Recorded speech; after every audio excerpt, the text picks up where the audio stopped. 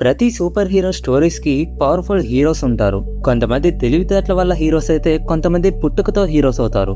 కానీ మన కథలో ముంబైలో ఉండే ఈ మనిషి కరవడం వల్ల సూపర్ హీరో అవుతాడు. అదే ఒక సాలెపురుగు కరవడం వల్ల హీరో అవుతాడు. ఒక స్కూల్ ట్రిప్ మరియు ఒక స్పైడర్ పంటిఘాటు ఈ మనిషి జీవితాన్నే మార్చేసింది. ఈ కథ పాస్ దూపాలన్ అనే ఒక సాధారణ బాలుడు స్పైడర్ స్పిరిట్ గా మారిన కథ. మొదలుపెట్టే ముందు ఒక చిన్న రిక్వెస్ట్. ఈ Panchatantra super hero story telling universe లో ఇప్పటిదాకా ఏమైందో తెలుసుకోవటానికి ఈ ప్లేలిస్ట్ మీద క్లిక్ చేసి చూడగలరు. అండ్ అలాగే ప్లేలిస్ట్ చూసిన తర్వాత ఈ వీడియో చూస్తే ఒక కంటిన్యూషన్ లో ఉంటుంది. కథ చెప్తుండగా మధ్యలో సబ్స్క్రైబ్ చేసుకోండి అని అడగడం కరెక్ట్ అయితే కాదు. కాబట్టి ఇప్పుడే కింద రెడ్ కలర్ అదే వైట్ కలర్ సబ్స్క్రైబ్ బటన్ ని ట్యాప్ చేసి ఆల్ ఆప్షన్ లో పెట్టేసుకోండి. ఎందుకంటే మన వీడియోస్ ని 97% సబ్స్క్రైబ్ చేసుకోకుండానే చూస్తున్నారు. సో ఇక ఈ వీడియోని లేట్ చేయకుండా స్టార్ట్ చేసేద్దాం. నా పేరు Mouliraj and welcome to our YouTube channel.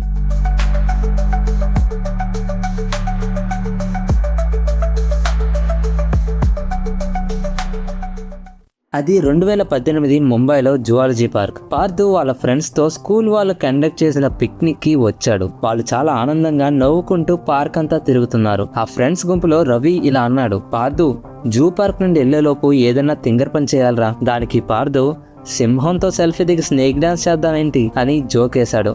దానికి వాళ్ళ ఫ్రెండ్స్ అంతా ఒకేసారి గట్టిగా నవ్వారు. కానీ ఆ నవ్వు ఎక్కువసేపు నిలవలేదు. పార్థు వాళ్ళ ఫ్రెండ్స్ ని విడిచి అనుకోకుండా దారి తప్పిపోయాడు. దాదాపు గంట సేపు ఒంటరిగా జూలో యానిమల్స్ ని చూస్తూ మరోపక్క వాళ్ళ ఫ్రెండ్స్ ని వెతుకుతూ పార్థు జనసంచారం లేని ఒక ప్రదేశానికి వచ్చేశాడు. చుట్టూ పొడగాటి చెట్లు మరియు దారి లేని ఒక చిన్న అడవిలో పార్థు ఉన్నాడు. అప్పుడు తనకి చాలా భయం వేసింది. తన మొబైల్ తీసి ఎవరికైనా కాల్ చేద్దామని చూశాడు. కానీ సిగ్నల్స్ అయితే సరిగ్గా లేవు. సడన్ గా మేఘాలు కమ్ముకోవడం స్టార్ట్ అయింది. అదే సమయంలో ఒక జంతువు అరుస్తున్న శబ్దం వినపడింది.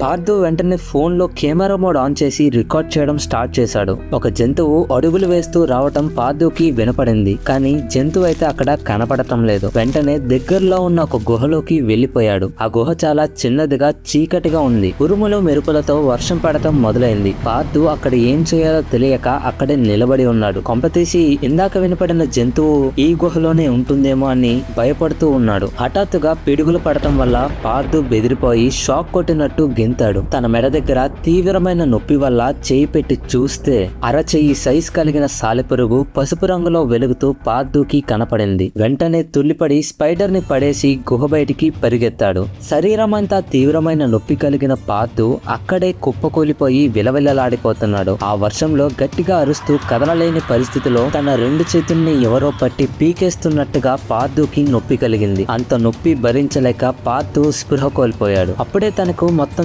చీకటిగా మారిపోయి ఒక దృశ్యం కనపడింది. అందులో అంతా మేఘాలు కమ్ముకొనున్నాయి. అంతా పసుపు రంగు వెలుగుతో నిండిపోయి ఉంది. తను చనిపోయి స్వర్గంలో ఉన్నాడా అని పార్థు అనుకుంటున్నాడు. వెంటనే మేఘాలన్నీ పక్కకు జరిగిపోయి దేవి దుర్గామాత అవతారమైన భ్రమరీదేవి ప్రత్యక్షమయ్యారు. ఆమె చుట్టూ వివిధ రకమైన క్రీటకాలు ఎగురుతున్నాయి. ఆ దేవత యొక్క ఆధ్యాత్మిక శక్తిని పార్థు చూస్తూ అలా ఉండిపోయాడు. అప్పుడు భ్రమరీదేవి ఇలా మాట్లాడటం మొదలు పెట్టారు. ఓ బాలక, భయపడకు. మనం ఇలా కలవటం యాదృచ్ఛికమైతే కాదు. కాలచక్రం స్వయంగా మార్గనిర్దేశించి రాయబడింది. ఈ జాలకత్త నిన్ను ఎందుకు గాయాన్ని కలిగించిందా అని ఆలోచిస్తున్నావు కదా. ఈ సాలెపురుగు సాధారణమైన పురుగైతే కాదు. దీని వంశం చాలా ప్రత్యేకం. చాలా కాలాల క్రితం గరుడడు అమృతాన్ని స్వర్గం నుండి తీసుకెళ్తుండగా కొన్ని చుక్కలు భూమిపై పడిపోయాయి. ఆ చుక్కలు పడిన స్థలాలే ఈనాడు కుంభమేళ స్థలాలయ్యాయి. ఆ పవిత్రమైన బిందువులను ఈ సాలెపురుగు వంశం త్రాగింది. దానివల్ల మాతా భ్రమరి అయిన నా ఆశీర్వాదాన్ని అయితే పొందగలవు. కానీ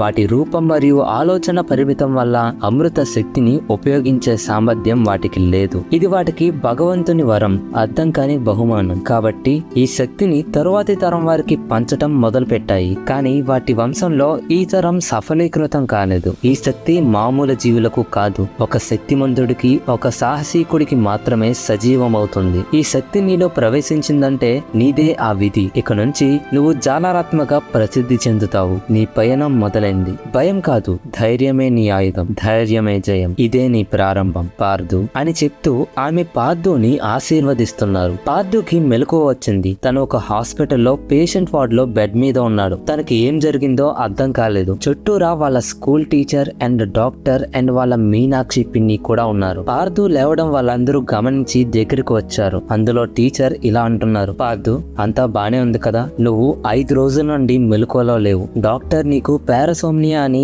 ఏదో డిజార్డర్ వచ్చిందని చెప్పారు. వెంటనే అతని మీనాక్షి పిన్ని వచ్చి, నువ్వు బానే ఉన్నావు కదా బేటా, నీకిలా జరగడం నాకు చాలా బాధగా అనిపిస్తుంది పార్దు, ఇంకెప్పుడు మీ పిన్నిని వదిలి వెళ్ళొద్దు అని చెప్తూ పార్దుని హక్ చేసుకున్నారు. దాని తర్వాత రోజు పార్దు వాళ్ళ ఇంటికి వెళ్లిపోయాడు. ఇంటికి వచ్చిన దగ్గర నుండి పార్దు విచిత్రంగా బిహేవ్ చేయడం మొదలు పెట్టాడు. ఎలా అంటే బరువైన వస్తువులు ఎత్తడం, బ్రెయిన్ కొంచెం షార్ప్ అవ్వడం అండ్ అలాగే వెబ్స్ ని షూట్ చేయడం కూడా అతను తెలుసుకున్నాడు. తను మొదట్లో ఆశ్చర్యపోయిన భ్రమరీదేవి దర్శనమిచ్చి చెప్పడం వల్ల అతను నమ్మగలిగాడు. అండ్ అలాగే 7 రోజుల నుండి 9 రోజుల్లోనే వెబ్స్ తో షూట్ చేయడం, గెంతడాలు, పరిగెత్తడాలు, గోడ మీద పాకడం, అన్ని రకాలుగా స్పైడర్ మ్యాన్ ఏం చేస్తాడో అని తెలుసుకున్నాడు. ఈ వరాన్ని దుర్వినియోగం చేయకూడదనే ఉద్దేశంతో చిన్న చిన్నగా హెల్ప్ చేయడం స్టార్ట్ చేశాడు. మొదట్లో ఒక బ్లాక్ మాస్క్ వేసుకుని అందరినీ కాపాడేవాడు, కానీ కాలక్రమేణా ఒక hoodie style spider man suit ని తయారు చేసుకున్నాడు. అందులో ఉండే ఫైర్ ప్రూఫ్ మెటీరియల్ కొన్ని ఫ్యాక్టరీస్ నుండి దొంగతనం చేశాడు. తర్వాత భ్రమరీదేవి అతనికి పెట్టిన జాలారాత్మ అనే పేరుని స్పైడర్ స్పిరిట్ గా మార్చి ఎక్కడైతే దొంగలను ఓడించి ఇల్లీగల్ యాక్టివిటీస్ ని జరగకుండా ఆపుతాడో అక్కడ యువర్ వెల్కమ్ స్పైడర్ స్పిరిట్ అని రాసి వెళ్లిపోయేవాడు. ఇలా జరగడం వలన స్పైడర్ స్పిరిట్ పేరు ముంబై నగరంలో మారుమోగిపోయింది. అంతా బాగానే సాగుతుండగా సియా అనబడే ఒక అమ్మాయి జైలు నుండి అప్పుడే రిలీజ్ అయింది. తను స్పైడర్ స్పిరిట్ ని చంపడానికి ఏమైనా చేస్తుంది. ఎందుకంటే పాస్ట్ లో స్పైడర్ స్పిరిట్ ఒక డ్రగ్ డీల్ ని ఆపి వాటి లీడర్స్ ని ఓడించి పోలీస్ కి పట్టించాడు. అందులో ఒక క్రిమినల్ పారిపోయాడు. ఆ క్రిమినల్ ని పట్టుకోవడానికి పోలీసులు ఆ క్రిమినల్ యొక్క ఫ్యామిలీని అరెస్ట్ చేశారు. ఆ ఫ్యామిలీలో పెద్ద కూతురు సియా మల్హోత్రా. పార్దు చదువుతున్న స్కూల్లో ప్రెసిడెంట్ తను. కానీ పోలీసులు తనని రిమాండ్ లోకి తీసుకోవడం వల్ల తన జీవితం చిన్నాభిన్నం అయిపోయింది. సొంత బంధువులే చిన్న చూపు చూడటం, గౌరవం ఇవ్వకపోవటం. ఇదంతా స్పైడర్ స్పిరిట్ వల్లనే జరిగిందని తీవ్రమైన ద్వేషంతో జైలు నుండి 11 నెలల తర్వాత ఈ రోజే రిలీజ్ అయింది. తను కారాగారంలో ఖాళీగా అయితే లేదు. పక్క సెల్లో ఉన్న ఇంకో క్రిమినల్ నుండి టైక్వాండో, జూడో మరియు కాంబాట్ ఫైటింగ్ స్టైల్ ని కూడా తిను నేర్చుకుంది. సియా జైల్లో ఉన్నప్పుడే ఒక విధ్వంసాన్ని ప్లాన్ చేసింది. అనుకున్నట్టుగానే బయటకు వచ్చాక ఆ విధ్వంసాన్ని జరిగేలా చేసింది. కొద్దిసేపట్లోనే స్పైడర్ స్పిరిట్ అక్కడికి చేరుకున్నాడు. ప్రజలకు సహాయం చేస్తున్నాడు. సియా ఆ టైం ని అణువుగా ఉపయోగించుకొని స్పైడర్ స్పిరిట్ మీద దాడి చేసింది. స్పైడర్ స్పిరిట్ వెంటనే బిల్డింగ్ మీదకు ఎగిరి తప్పించుకున్నాడు. హఠాత్తుగా కొంచెం దూరంలో పార్క్ లో మరో విధ్వంసం జరిగింది. అక్కడకు మన స్పైడర్ స్పిరిట్ వేగంగా వెళ్ళాడు. అయితే ఇది సియా పథకంలో భాగమే. ఎందుకంటే స్పైడర్ స్పిరిట్ ని కావాలనే బిల్డింగ్స్ లేని ఒక పార్క్ కి తను తీసుకువెళ్ళింది. సియా అక్కడకు చేరుకొని స్పైడర్ స్పిరిట్ తో వేగవంతంగా పోరాడింది.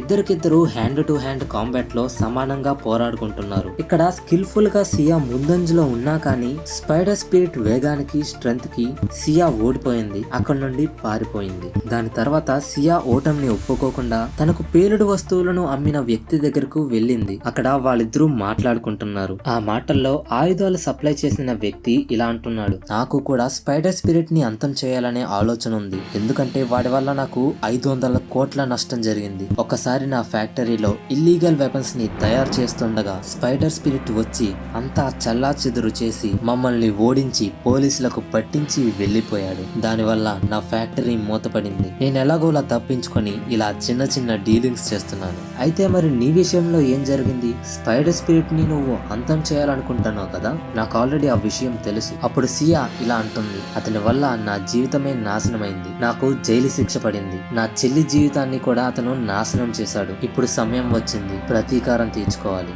అప్పుడు ఆ వ్యాపారి ఇలా అంటున్నాడు, నేను నిజానికి ఒక వ్యాపారిని కాదు, నేను ఒక సైంటిస్ట్ ని. నేను నీకు అతన్ని అంతం చేయడంలో సహాయం చేస్తాను. నువ్వు ఒంటరిగా ఆ సాలెపురుగుని ఓడించలేవు. అతను సాధారణ మనిషి కాదు. అతను చాలా వేగంగా కదలగలడు, గాడోలు ఎక్కగలడు, వెబ్స్ ని షూట్ చేయగలడు. అతన్ని పట్టుకోవడానికి నాకు ప్రత్యేకమైన మెకానికల్ సూట్ ఉంది. అప్పుడు సియా ఆశ్చర్యంతో, అవునా, ఏంటది, దాని గురించి చెప్పు అన్నది. అప్పుడు ఆ సైంటిస్ట్ ఇలా అంటున్నాడు, ఇది స్పెషల్ సైన్స్ టెక్నాలజీతో తయారైన సూట్. ఇది నాకు ఎలా సహాయం చేస్తుందంటే చేస్తుందంటే నా శత్రువుల యొక్క స్టైల్ ని నేర్చుకోవడానికి సహాయపడుతుంది. అతను ఎలా కదులుతాడో, ఎలా దాడి చేస్తాడో నా సూట్ అదే రీతిలో స్పందిస్తుంది. అతని ఫ్లిప్స్, అతని గెంతడాలు, అతను పరిగెడితే పరిగెడతాది. ఈ సూట్ ని ధరించుకున్న వారు ఎదురుగా తన శత్రువు ఏం చేస్తాడో ఎగ్జాక్ట్ గా అదే మూమెంట్స్ ఈ సూట్ మన చేత చేయిస్తుంది. ఈజీగా చెప్పాలంటే అన్నింటినీ ఇది కాపీ చేస్తుంది. అప్పుడు సియా, అంటే అతను ఎంత వేగమైన నీ సూట్ వలన తప్పించుకోగలవా, అలాగే అతని వెబ్స్ కంటే వేగంగా కదలగలవా అని అడిగింది. అవును, నేను దాన్ని కూడా అంచనా వేశాను. స్పీడ్ బూస్టర్ టెక్నాలజీని ఇందులో జోడించాను. నా బూట్స్ లోని మైక్రో బూస్టర్స్ నాకు గాల్లోనూ కదలడానికి సహాయపడతాయి, మరియు నా మెజిషియన్ టోపీ చుట్టూరా సెన్సార్స్ కూడా ఉన్నాయి. అంతేకాదు, నా చేతిలోని ఈ మెజిషియన్ స్టిక్, ఇది సాధారణమైన మ్యాజిక్ స్టిక్ కాదు. దీంట్లో ఎనర్జీ బ్లాస్టర్స్ ఉన్నాయి. అతని వెబ్ ను కట్ చేసే స్పెషల్ లేజర్ ఉంది. ఇంకా కొన్ని చిన్న గన్ డివైస్ లు కూడా ఉన్నాయి. అప్పుడు సియా ఇలా రిప్లై ఇస్తుంది, ఇప్పుడైతే నా ప్లాన్ విను. మనమైతే అతనితో నేల మీదైతే పోరాడలేం, ఎందుకంటే అతను ఎలాగైనా పారిపోతాడు. అందుకే మనం అతన్ని ముంబైలోని ఎత్తైన భవనం పైకి తీసుకెళ్లాలి. అక్కడి నుంచి ఎక్కడికి జంప్ చేయలేడు. అప్పుడు అతను పూర్తిగా మన కంట్రోల్లో ఉంటాడు. అప్పుడు ఆ సైంటిస్ట్ ఇలా అంటున్నాడు, ఇది మంచి ప్లాన్. స్పైడర్ స్పిరిట్ ని అక్కడికి తెచ్చి ఎక్కడికి తప్పించుకోలేని స్థితిలో ఉంచి అతని చివరి శ్వాస తీసుకోవాల్సిందే. కొన్ని రోజులు గడిచాయి. ఆ సైంటిస్ట్ ఆ మెకానికల్ సూట్ ని వేసుకొని దాని మీద ఒక మెజిషియన్ సూట్ ని వేసుకున్నాడు. తన ముఖం కవర్ చేసుకుంటూ ఒక బ్లాక్ మాస్క్ ని కూడా వేసుకున్నాడు. ఆ మెజిషియన్ మరియు సియా స్కై స్క్రాపర్ మీద ఉన్నారు. సమయం సాయంకాలం 5:30 అవుతుంది. ముంబై నగరం కింద కాంతులతో మెరుస్తుంది. స్పైడర్ స్పిరిట్ ఎవరినో ఫాలో అవుతూ భవనం పైకి ఎక్కాడు. కానీ అక్కడ సియా అండ్ మెజిషియన్ ని చూసి స్పైడర్ స్పిరిట్ ఇలా మాట్లాడుతున్నాడు, ఒరే ఏంట్రా ఇది, రాబరీ గ్యాంగ్ ని పట్టుకోవడానికి ఎంత దూరం వస్తే మీరిలా ఇక్కడ ముచ్చటగా రెడీగా ఉన్నారేంటి? ఇదేమైనా ప్యాకేజీ డీలా, అందరినీ ఒకేసారి పోలీసులకు పట్టించాలా అని వెటకారంగా అన్నాడు. అప్పుడు సియా నవ్వుతూ తన తుపాకీలో బుల్లెట్ లోడ్ చేస్తూ ఇలా అంటుంది, మేము నీ కోసం వెయిట్ చేస్తున్నాం స్పైడర్ స్పిరిట్. నువ్వు ఇక్కడ రావడానికి కారణం కూడా మేమే. ఈ రోజు నీ చాప్టర్ క్లోజ్. అప్పుడు ఆ మెజిషియన్ సూట్ లోని బూస్టర్ యాక్టివేట్ చేస్తూ ఇలా అంటున్నాడు, నిన్ను ఓడించడం అంత తేలికైన పని కాదు స్పైడర్ స్పిరిట్, కానీ నా సూట్ గురించి నీకు అస్సలు తెలియదు. నీ ప్రతి మూవ్ ని ఇది కాపీ చేస్తుంది. నీ వెబ్ ని కూడా కరిగించే లిక్విడ్ నా దగ్గర ఉంది. అప్పుడు ఆ మెజిషియన్ స్పైడర్ స్పిరిట్ మీద దాడి చేయడం మొదలు పెట్టాడు. స్పైడర్ స్పిరిట్ కూడా మెజిషియన్ ని అటాక్ చేస్తూ వాళ్ళ ఇద్దరి మధ్య పోరాటం జోరుగా సాగుతుంది. కానీ సియా వెనక నించుని తుపాకీ నుండి బుల్లెట్స్ వదులుతుంది. స్పైడర్ స్పిరిట్ కిందకి జంప్ అవుతూ తప్పించుకుంటున్నాడు. అతను వెబ్స్ తో షూట్ చేస్తూ తిరిగి ఎదురు దాడి చేస్తున్నాడు. కానీ మెజిషియన్ తన లేజర్ టెక్నాలజీతో వాటిని కట్ చేస్తున్నాడు. ఇప్పుడు సియా రంగంలోకి దూకి స్పైడర్ స్పిరిట్ తో హ్యాండ్ టు హ్యాండ్ ఫైట్ చేస్తుంది. అతను కౌంటర్ అటాక్ ఇస్తుంటే మెజిషియన్ వెనక నుండి ఎలక్ట్రికల్ బ్లాస్టర్ తో దాడి చేస్తున్నాడు. స్పైడర్ స్పిరిట్ వాళ్ళిద్దరి దాడుల మధ్య ఇరుక్కుపోతున్నాడు. ఎంత ప్రయత్నించినా వెబ్ షూటింగ్ చేయగలిగే వీలు లేకుండా అతని వెబ్ మెల్టింగ్ లిక్విడ్ తో కరిగించబడుతుంది. మెజిషియన్ తన స్టిక్ తో స్పైడర్ స్పిరిట్ కాలి దగ్గర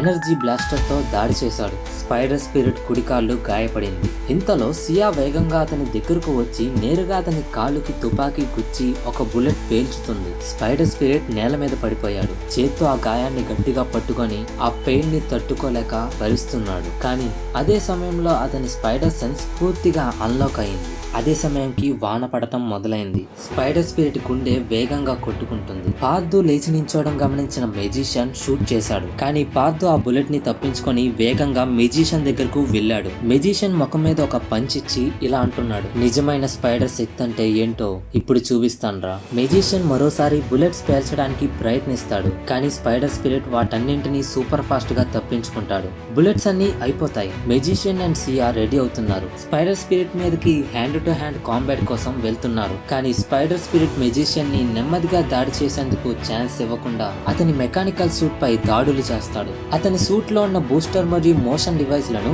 నాశనం చేస్తాడు. అండ్ అలాగే ఆ మెకానికల్ సూట్ లాక్ అయిపోవడం వల్ల ఆ మెజిషియన్ కదలలేకపోతాడు. ఇప్పుడు సియా వేగంగా వచ్చి తన దగ్గరున్న చైన్ తో స్పైడర్ స్పిరిట్ మెడనంతా చుట్టి బలంగా పట్టుకుంది. స్పైడర్ స్పిరిట్ దాని నుంచి బయటపడేందుకు ప్రయత్నిస్తుంటే సియా స్పైడర్ స్పిరిట్ చెవిలో ఇలా అంటుంది, నీకొక నిజాన్ని చెప్పమంటావా? నువ్వే స్పైడర్ స్పిరిట్ అని నాకు ముందే తెలుసు పార్దు.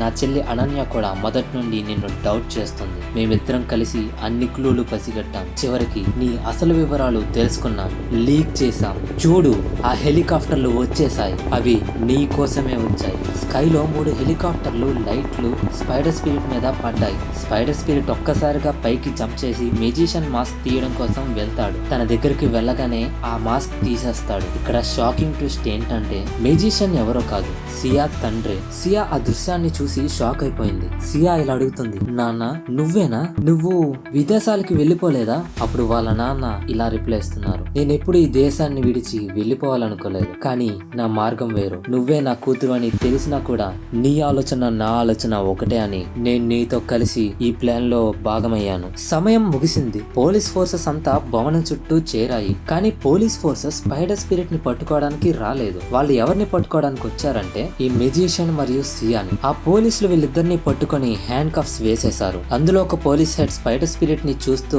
థాంక్స్ స్పైడర్ స్పిరిట్, మాకు నీ మెసేజ్ వచ్చింది. నువ్వు చెప్పినట్లుగా ఈ మాయగాడు 4 స్టార్ డ్రగ్ డీలర్. ఇప్పుడు ఇక ఇతను బయట తిరగలేడు. స్పైడర్ స్పిరిట్ షాక్ లో ఇలా అంటాడు, ఏంట్రా బాబు, నేనెప్పుడు పోలీసులకు మెసేజ్ పెట్టాను? నా దగ్గర ఫోన్ కూడా లేదు అని అన్నాడు. ఇక్కడ ఏం జరిగిందో వాళ్ళెవరికి తెలియలేదు.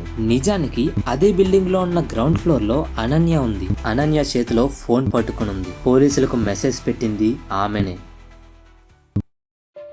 మరుసటి రోజు అనన్య మరియు పార్థు మాట్లాడుకుంటున్నారు. మా నాన్న తప్పు చేశాడు. 1 కాదు 2 కాదు, చాలానే చేశాడు. నా అక్క కూడా అతని వల్లే ఇంత దారుణంగా మారింది. కానీ నేను మాత్రం నీకు మద్దతుగా ఉన్నాను. ఎందుకంటే మా అమ్మ నన్ను మంచి మార్గంలోనే వెళ్ళమని ప్రోత్సహించేది. చాలా థ్యాంక్స్ అనన్య. నా ఫేస్ ఎక్కడ రివీల్ అయిపోద్దా అని చాలా భయపడ్డాను. నా ఫేస్ రివీల్ అయితే నేను చాలా ప్రాబ్లమ్స్ ని ఫేస్ చేసేవాడిని. అప్పుడు అనన్య ఇలా అంటుంది, నిజానికి నువ్వు చాలా మంచివాడివి పార్థు. అందుకే నీ మీద నాకు మంచి అభిప్రాయం ఉంది. అండ్ ఆ మంచి అభిప్రాయమే జూలో నువ్వు స్పృహ కోల్పోయినప్పుడు నిన్ను కాపాడేలా చేసింది. అప్పుడు పార్థు షాక్ అవుతూ, అవునా, నువ్వేనా నన్ను కాపాడింది? ఆ వర్షంలో నేను నీకెలా కనబడ్డాను? అప్పుడు అనన్య ఇలా అంటుంది, నేను నిన్ను చూస్తూనే ఉన్నాను పార్థు, కానీ నువ్వు సడన్ గా తప్పిపోయావు. అందుకనే వెతుక్కుంటూ నీ దగ్గరికి వచ్చాను. దాని తర్వాత కాసేపటికి నువ్వు కనపడ్డావు. అమ్మయ్యా, చాలా మంచి విషయం జరిగింది. కానీ టైగర్ లా అరిచి నన్ను భయపెట్టావు చూడు, నేను నిజమనేసుకున్నానబ్బా అని పార్థు అన్నాడు. అవునా, నేనేం అరవలేదు పార్థు, నేనెందుకు అలా అరుస్తాను?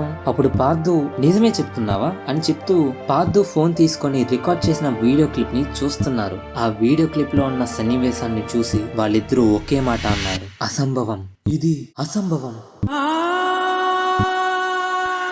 సో ఇక్కడతో మన స్పైడర్ స్పిరిట్ స్టోరీ ఎండ్ అయిపోయింది. ఈ వీడియో మీకు నచ్చితే లైక్ చేసి షేర్ చేయండి. మరిన్ని ఫ్యాంటసీ స్టోరీస్ కోసం మరియు హిందూయిజం కి చెందిన అమూల్యమైన సన్నివేశాల కోసం మన స్వయం కల్పనలు ఛానల్ ని సబ్స్క్రైబ్ చేసి పక్కనే ఉన్న బెల్ ఐకాన్ ని ఆల్ ఆప్షన్ లో పెట్టుకోండి.